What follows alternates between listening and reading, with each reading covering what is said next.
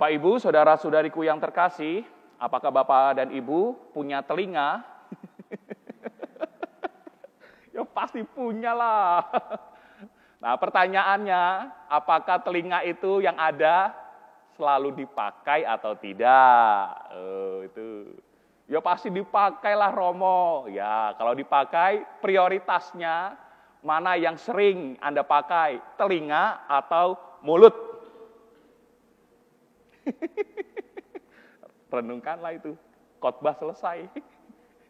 Hari ini Yesus mengatakan, barang siapa mempunyai telinga, hendaklah mendengar.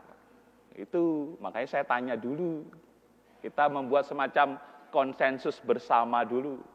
Anda punya telinga enggak? Punya, Romo. Kalau punya, prosentasenya yang dipakai telinga atau mulut. Telinga 2 loh, mulut cuma 1. Tetapi kecenderungannya lebih banyak yang kita pakai yang 1. Yang 2 ini malah disingkirkan dulu lah gitu ya. Makanya Yesus mengatakan barang siapa mempunyai telinga, hendaklah ia mendengarkan. Supaya kita aware, oh iya ya, saya punya telinga, jumlahnya 2. Baiknya untuk mendengarkan.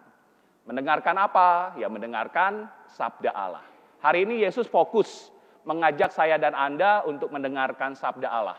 Goalnya adalah kita menjadi pelaku sabda. Supaya apa? Supaya kita bisa seperti yang kemarin.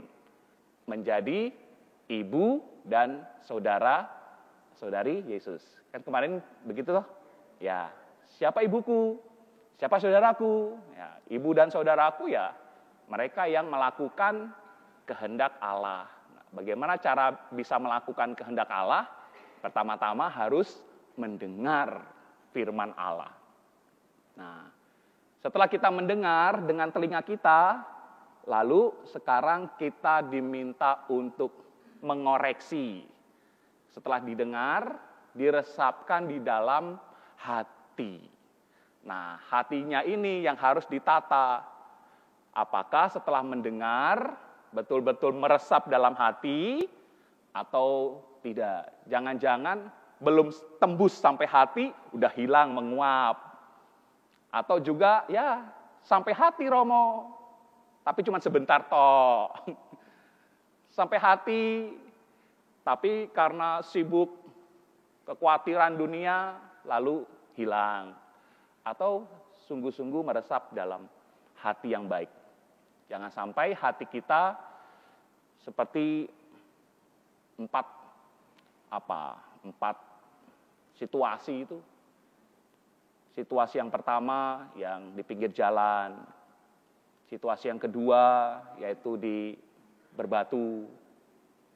Situasi yang ketiga di semak berduri. Dan yang situasi yang keempat adalah tanah yang baik. Nah, sekarang pertanyaannya, hati kita ini ketika kita mendengarkan sabda Tuhan, kita resapkan dalam hati. Nah, sekarang kita ini kategori yang mana? Kecenderungannya kita itu ya kebanyakan semak duri. Biasanya loh ya, apalagi yang ada di Mino ini, wah, TOP BGT udah. Setiap hari datang ke gereja, mendengarkan sabda Tuhan, wah Romo, khotbahnya apik Romo.